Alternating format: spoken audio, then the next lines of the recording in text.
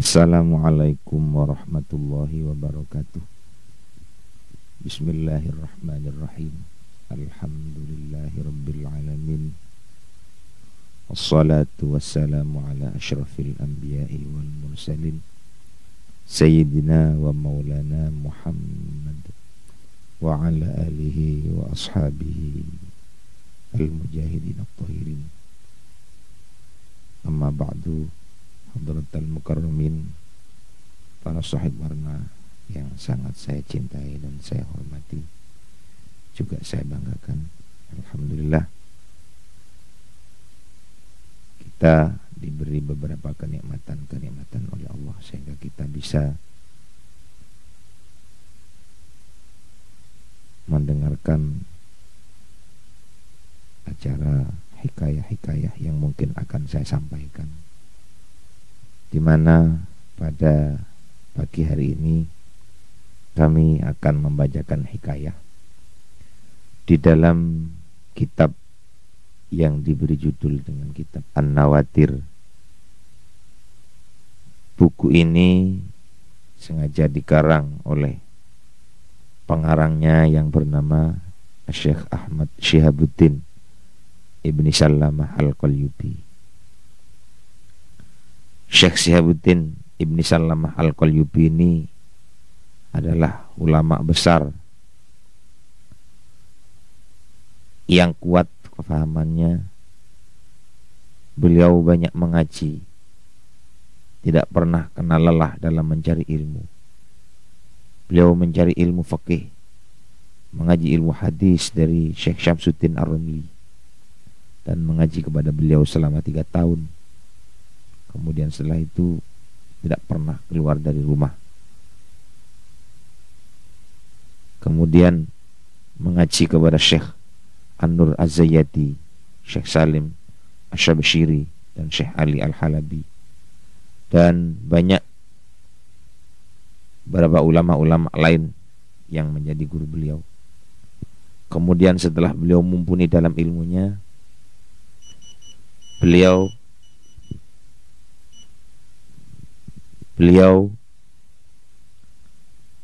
juga menyampaikan ilmunya, bahkan mengajar.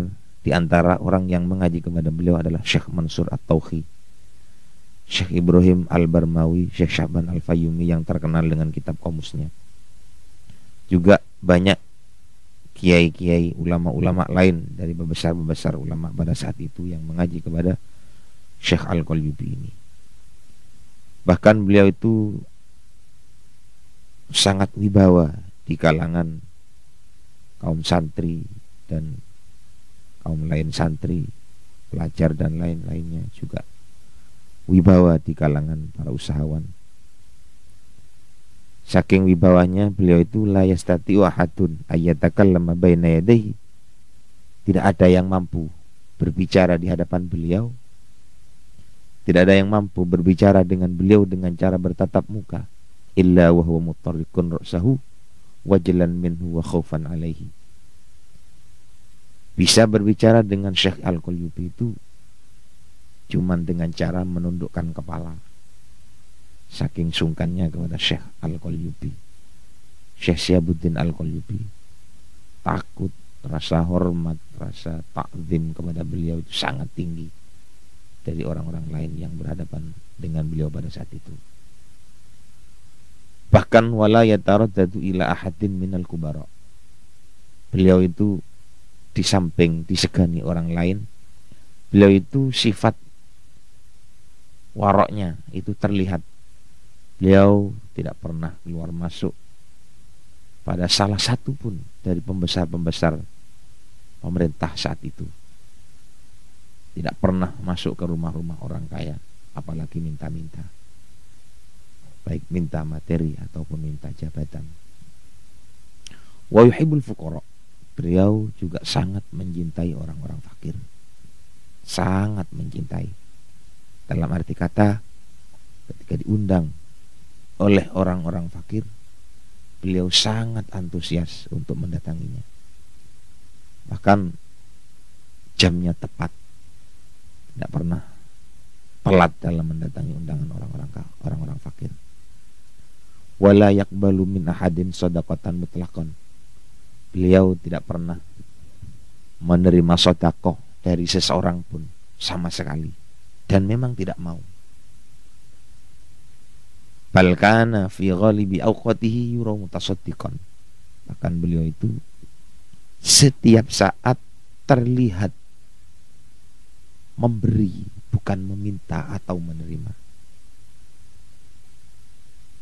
Anehnya, walaisa lahu wadhaif wala ma'alim. Padahal beliau itu tidak terlihat sibuk dalam beberapa tugas yang berkaitan dengan kehidupan.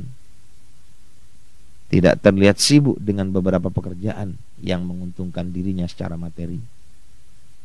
Namun setiap harinya beliau itu terlihat selalu bersedekah, memberi dan memberi, tidak pernah mendahulukan kepentingan pribadinya.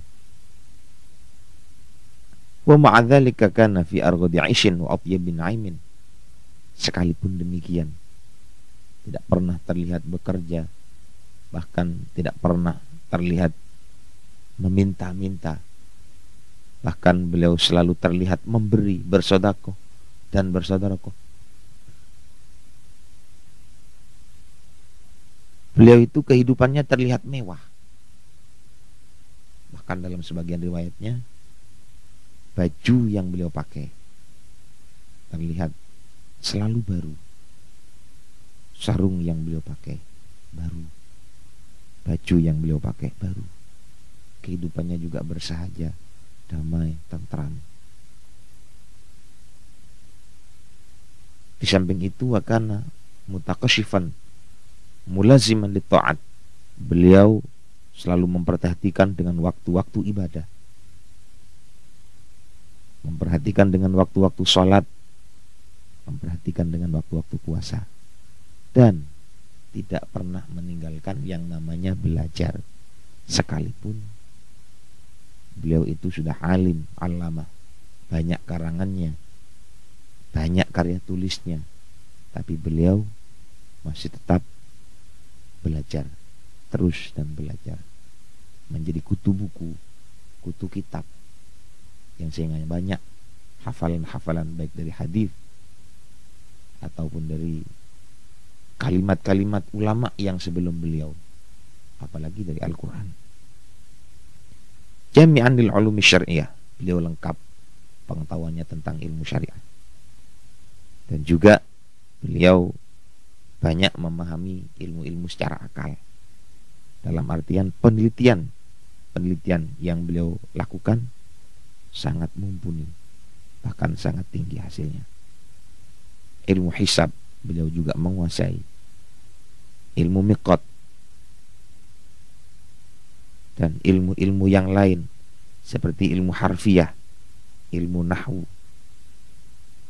ilmu bab fikih waqaf, dan fan-fan yang lain yang masyhur, beliau juga sangat menekuni. Beliau seorang ulama dari daerah Qalyubi. Qalyubi adalah kota kecil yang terletak di daerah Mesir, kurang lebih sekitar 2 farsakh atau 3 farsakh jaraknya dari Kairo. Kalau kita ambil ukuran kilometer, kurang lebih sekitar 11 kilometer ataupun 16,5 kilometer dari kota Mesir. Beliau wafat pada tahun 1069 Hijriah, tepatnya pada bulan Syawal, habis hari raya, bahkan habis melaksanakan puasa Ramadan. Dalam kitabnya An-Nawadir beliau bercerita, Bismillahirrahmanirrahim, Al-Hikayatul At-Tasiyah, hikayah yang ke-9, fil karamat, menerangkan beberapa karamah. Karamah dalam artian kelebihan yang diberikan oleh Allah kepada wali-walinya, kepada orang yang dicintai oleh Allah Subhanahu wa ta'ala. Hukiya an Abdullah ibn al-Mubarak, dan ceritakan an Abdullah ibn al-Mubarak, saking Abdullah ibn al-Mubarak, qala dawu sapa Abdullah ibn al-Mubarak, kuntu ono sapa ingsun bimakkata ing dalam negara Mekah. Fawaqa'a fiha qahtun, fawaqa'a mongko nuli tumibo fiha ing dalam Mekah apa qahtun, kelaipan, laip pacaklik kabirun kang gedhe apa qahtun. Wakana lan ono sopo anasu menungso iku yastaskuna podo njaluk siraman sopo nas, podo salat istisqa sopo nas, amrih siraman sopo nas bi Arafat ing dalam tanah Arafat. Falam yazdadu mongko ora dadi tambah-tambah sopo nas illa syiddatan angin ing tambah sangat. Sahib warna yang saya hormati, Abdullah ibn al-Mubarak bercerita, beliau berkata, aku pernah berada di Mekah. Pada saat itu di Mekah, waqa'a fiha qahtun kabir, terjadi paceklik yang sangat besar, paceklik yang berkepanjangan, krisis moneter, krisis makanan, krisis tumbuhan yang diakibatkan karena lama tidak turun hujan.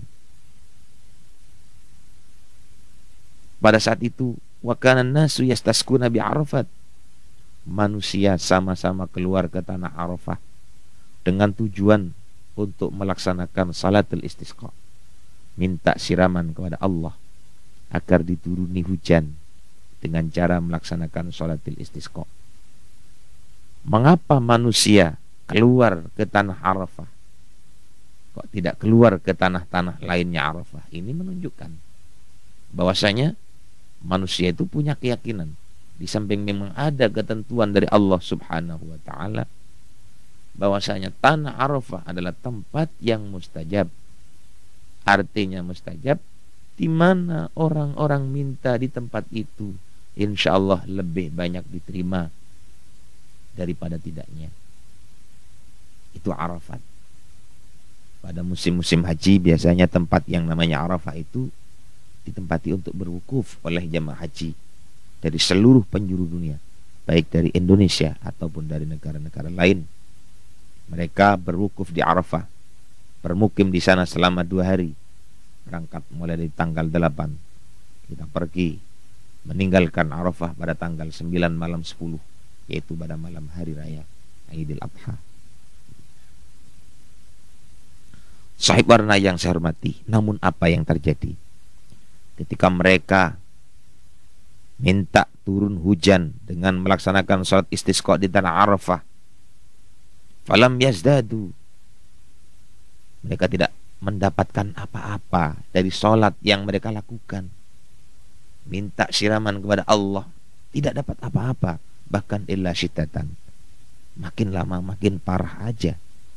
Justru makin tidak turun hujannya, makin kering hujannya.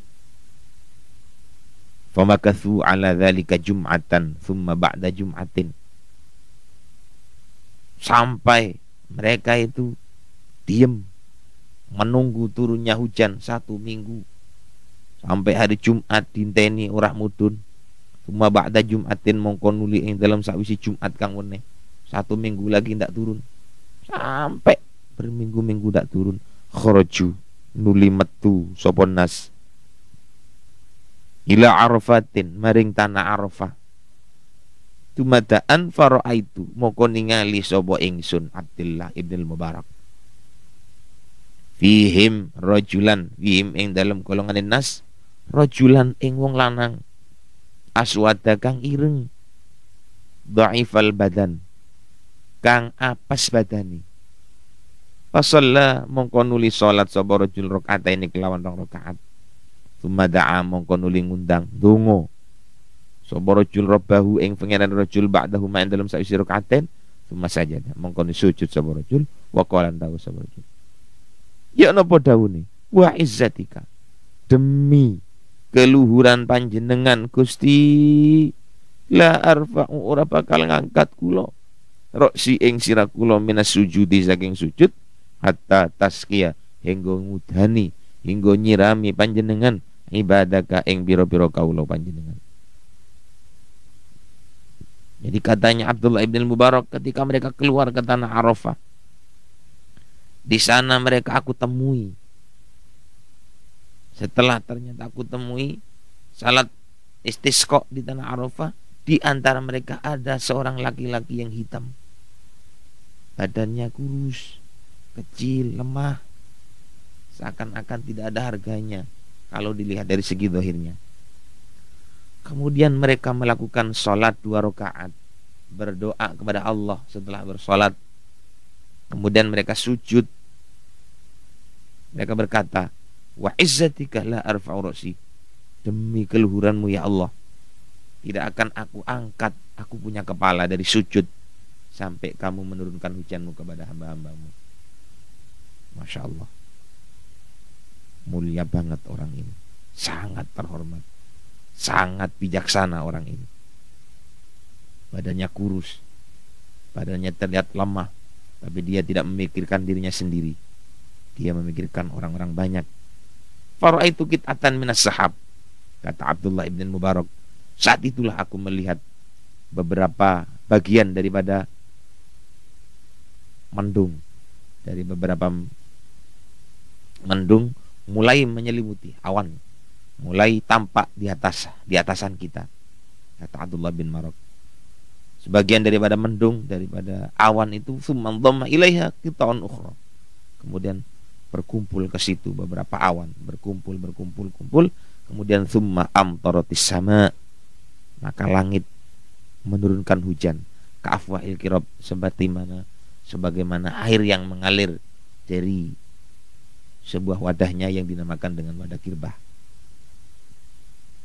Kemudian setelah turun hujan, orang itu fahamidallah, maka dia mengucapkan kalimat alhamdulillah, wan sarafa, kemudian pulang. Kata Abdullah ibn Mubarak, Masya Allah, aku sangat tertegun melihat orang itu.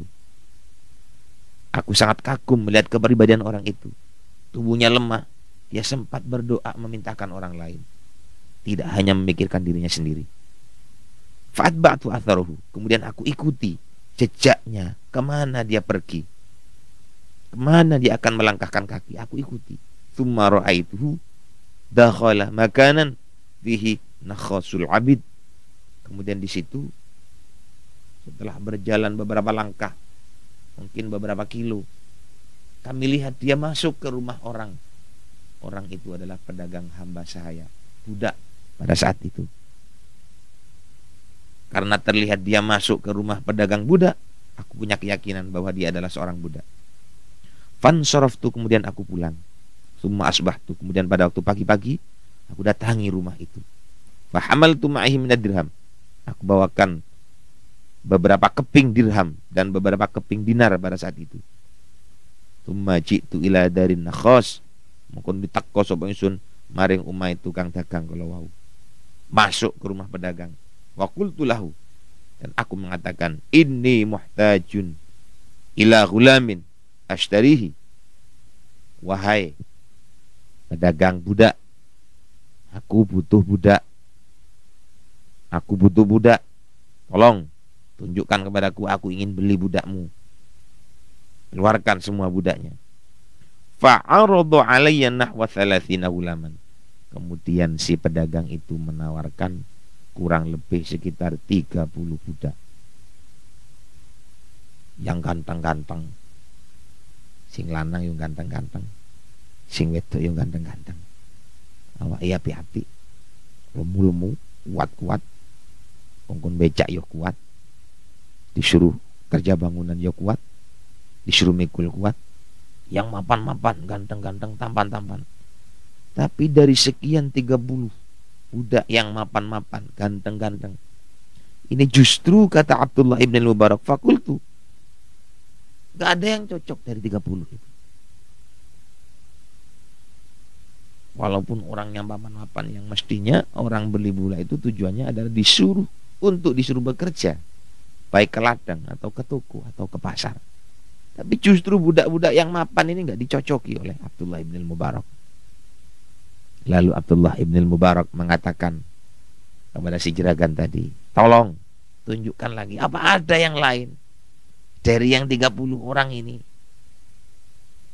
Kemudian si jeragan mengatakan, qala bagiya ghulamun maishumun, La yukallimu ahadan. Ada, hanya tinggal satu. Budaknya ini orangnya tubuhnya kurus. Kalau ngomong nggak pati cetok, cekir waktu nyekil. Kayak orang sakit-sakit begitu. Grik-grikin kata orang Jawa. Mana? Ada di belakang, nggak kira cocok sampean kata yang punya. Adalah keluarkan mana orangnya. Keluarkan mana orangnya, aku ingin tahu. Kemudian dikeluarkan oleh si pedagang itu tadi. Budak yang terlihatannya kurus, salah kurus, seireng. Salah ireng ndak pada iso guneman. Apa manfaatnya dengan budak yang kurus? Nggak bisa ngomong. Secara zahir dia nggak bisa diandalkan untuk bisa bekerja. Apalagi diajak untuk berunding atau berdialog atau bertukar pikiran. Nggak ada manfaatnya secara zahir. Masya Allah, Allah menghendaki lain. Fakultu arinihi, ya perlihatkan kepadaku. Fa akhrajal gulam, dikeluarkan si gulam. Alladzi ra'aitu bi'aini, ternyata gulam yang dienyek-enyek, sing diwodok oleh jerakannya, tak mungkin sampai cocok dengan budak ini. Ternyata budak itu yang kemarin saya lihat berdoa di padang Arafah, dan budak itu yang diterima doanya oleh Allah Subhanahu wa ta'ala. Masya Allah. Fakultu, jadi cara zahir dia itu kayak nggak ada apa-apanya. Tapi indah Allah, orang setanah Arafah berdoa kepada Allah untuk minta turunnya hujan. Hujan tidak turun. Tapi ketika orang jelek ini berdoa, orang elek sing ambuni lebus, orang hitam itu kalau di Mekah itu baunya tidak kalah dengan kambing kebas itu. Tapi justru doanya dia yang diterima oleh Allah Subhanahu wa ta'ala.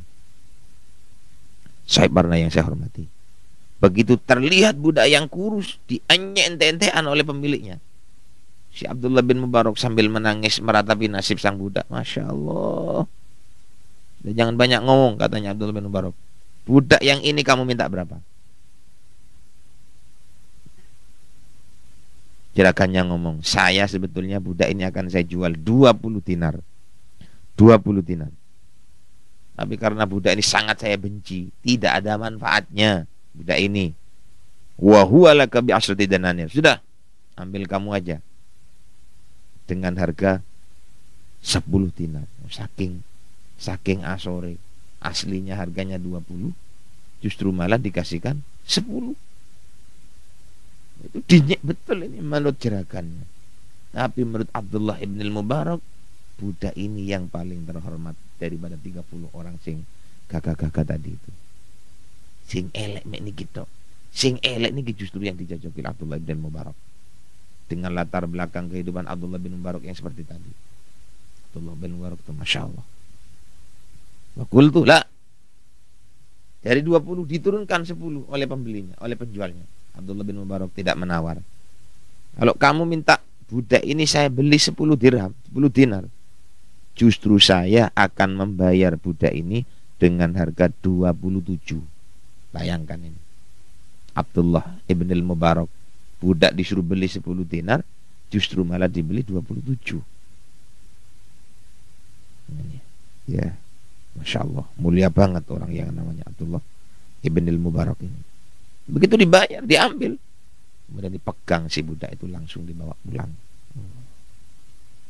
Alangkah mulianya hati Abdullah ibn al-Mubarak, memilih budak yang sejelek itu, bahkan diberikan dengan harga 10 dinar, tapi justru dibayar dengan 27 dinar, yang hanya dengan harapan karena dia berdoa diterima oleh Allah Subhanahu wa ta'ala. Sahib Barna yang saya hormati, kemudian pulanglah Abdullah ibn al-Mubarak. Di tengah jalan, sebelum sampai ke rumah, si budak tadi mengatakan kepada Abdullah bin Mubarak, faqala li ya maulaya lima ishtaraitani wa ana la utiku khidmatak. Wahai jeraganku, kamu ini mau membeli saya, kamu ini membeli saya untuk apa? Wa ana la utiku khidmataka. Wong saya ini nggak mampu ngelateni sampean kok dibeli. Untuk apa? Tak ada manfaatnya saya ini. Dijawab oleh Abdullah bin Mubarak, fakultu innama ishtaraitu kalitakuna anta maulaya. Kamu saya beli ini. Tujuannya agar kamu menjadi gusti saya. Agar kamu menjadi jerakan saya. Dan aku menjadi pelayan, kata Abdullah bin Mubarak. Padahal Abdullah bin Mubarak ini ulama besar, orang kaya, orang banyak harta. Justru mau berkhidam, mengkhidmat, melayani orang yang baik indallah, walaupun potongannya potongan hitam. Adik guru sekalian, Syekh Barna yang saya hormati, faqala limadza taf'alu dzalika, kenapa kamu lakukan seperti itu tuan? Fakultu, Abdullah bin Mubarak berkata, ra'aituka bil amsi qad da'awtallaha fa'ajabaka. Aku lihat kamu kemarin pada saat ada di tanah Arafah, kamu berdoa kepada Allah. Di antara sekian orang-orang yang berdoa itu nggak ada yang diterima, justru kamu yang diterima oleh Allah Subhanahu wa taala. Ini merupakan sesuatu yang tidak ada harganya bagi saya. Maka dari itu kamu saya beli, tujuannya kamu akan saya jadikan jeragan saya yang jadi pelayannya. Terkejut si budak tadi, terkejut. Waqala li qad ra'aita dzalik. Masyaallah, kamu melihat tadi kemarin apa yang saya lakukan di Arafah, berdoa kepada Allah, kemudian hujan langsung turun. Kamu tahu itu? Iya. Si budak kelihatan karomahnya oleh orang lain, kelihatan keunggulannya dibandingkan dengan orang lain. Justru si budak ini tidak bahagia. Dia mengatakan, fahal ta'tikuni, kamu tahu apa yang saya lakukan kemarin pada waktu di Arafah? Masya Allah. Jadi kamu tahu semua kejadian kemarin di Arafah? Iya, saya tahu. Oke, kalau begitu kira-kira kamu mau nggak memerdekakan saya? Abdullah menjawab langsung, anta hurun liwajhillahi ta'ala. Mulai sekarang kamu merdeka karena Allah Subhanahu wa taala. Saya tidak mengharapkan imbalan apa-apa dari kamu, katanya Abdullah bin Mubarak. Mulai saat itu fasami'tu hatifan, Abdullah bin Mubarak mendengarkan suara tanpa ada orangnya. Fasami'tu hatifan la ara syakhsahu yaqulu ya ibnal Mubarak abshir faqad ghafarallahu laka. Wahai Abdullah ibn Mubarak, bergembiralah, sesungguhnya Allah telah mengampuni dosamu karena kamu telah menolong orang yang secara zahir dia itu tidak ada apa-apanya, tapi indallah dia adalah orang yang sangat terhormat. Indallah dia adalah orang yang sangat mulia. Indallah dia adalah orang yang sangat dihargai oleh Allah.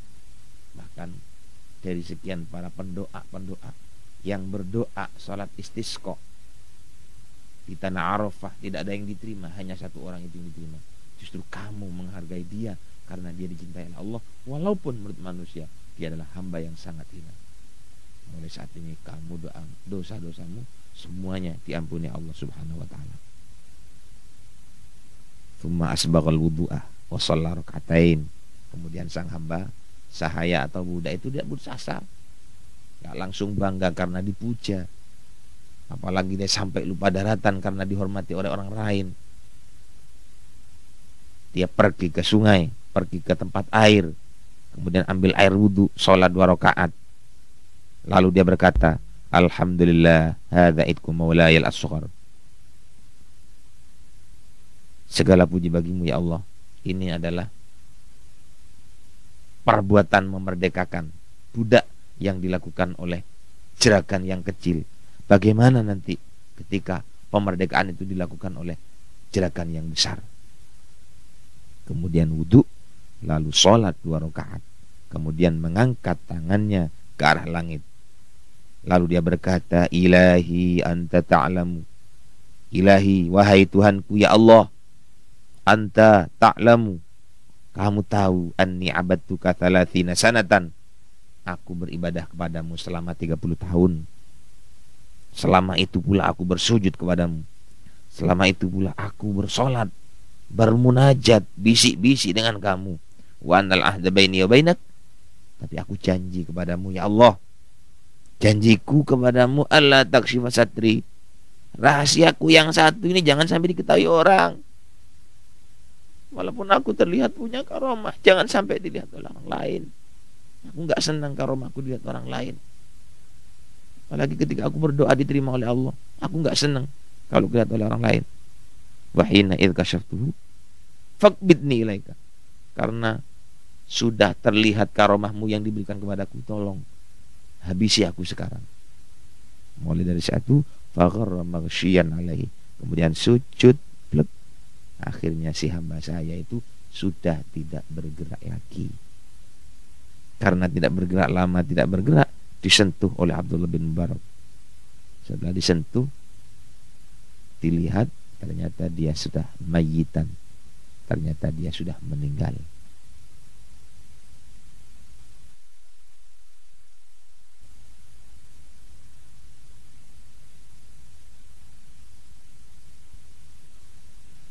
Setelah ternyata dia meninggal, maka lalu saya tajhiz, saya persiapkan keberangkatan sang mayit, orang yang terhormat.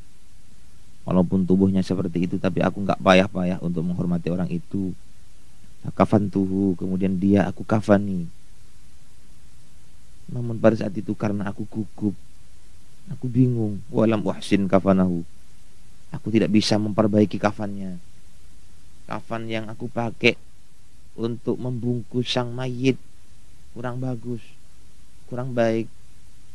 Entah mungkin karena lamanya, karena mungkin kafannya sudah terlihat agak amok. Tapi memang yang ada saat itu hanya itu. Wasallaitu alaihi, setelah aku kafani dengan kain yang jelek itu tadi, kemudian aku sholati dia. Setelah aku sholati, kemudian aku kafani, aku kebumikan sendiri.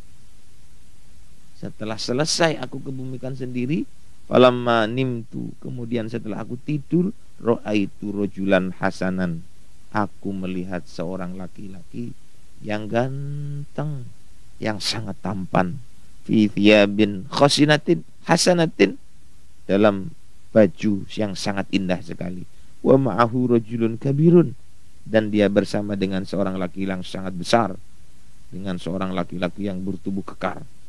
Wa kullum minhuma, kedua-duanya Kanjeng Nabi dengan seorang laki-laki itu tadi, wadi'un yadahu ala katifil akhar, meletakkan tangannya ke pundak yang lain.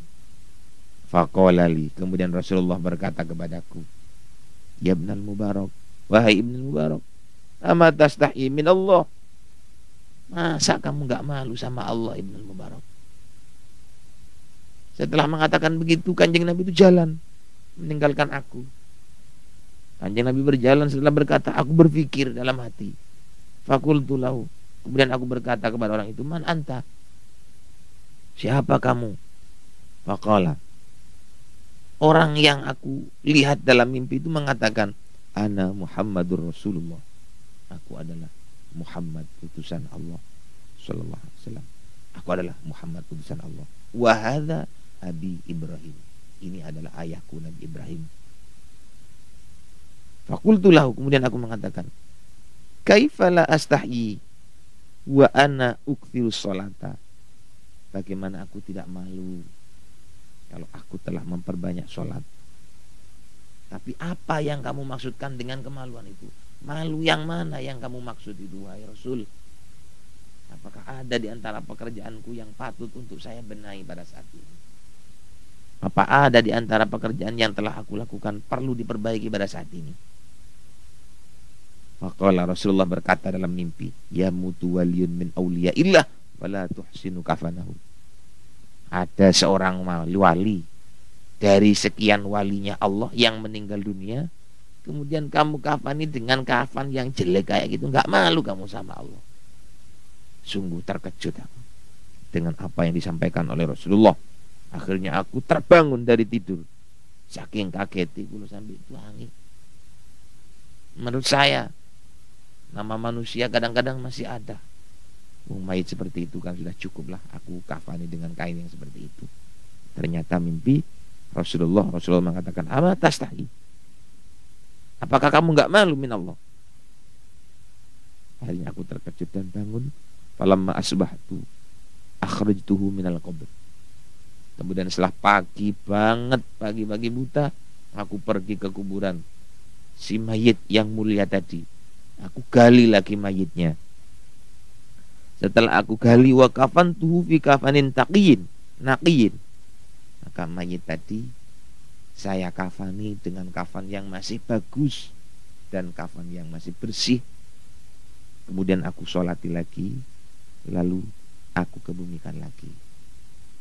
Dari sini takdim saya kepada orang yang sekalipun terlihatan tubuhnya seperti itu, namun dia punya keistimewaan indah Allah. Apalagi didukung dengan mimpi, dengan melihat Rasulullah pada saat tidur. Kata Rasulullah Shallallahu Alaihi Wasallam, "Man ro'ani fil manam." Barang siapa yang mimpi saya pada waktu tidur, kata Rasulullah, "Fa inna syaitana la yatamatsalu bi surati." Sesungguhnya setan tidak bisa mencuri, apalagi mengkelabui dengan mimpi-mimpiku. Setan tidak bisa mengkelabui dengan impi-impian yang berupa saya, kata Rasul.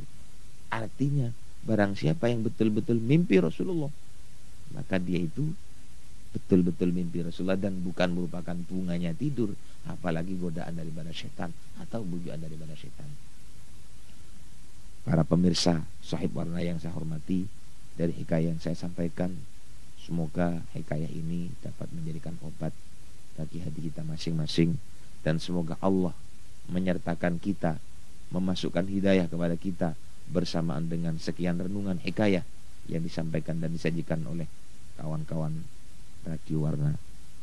Terima kasih atas perhatiannya.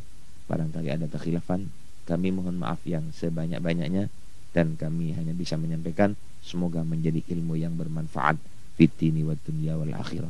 Sekian akhirul kalam, wal afwa minkum, wassalamualaikum warahmatullahi wabarakatuh.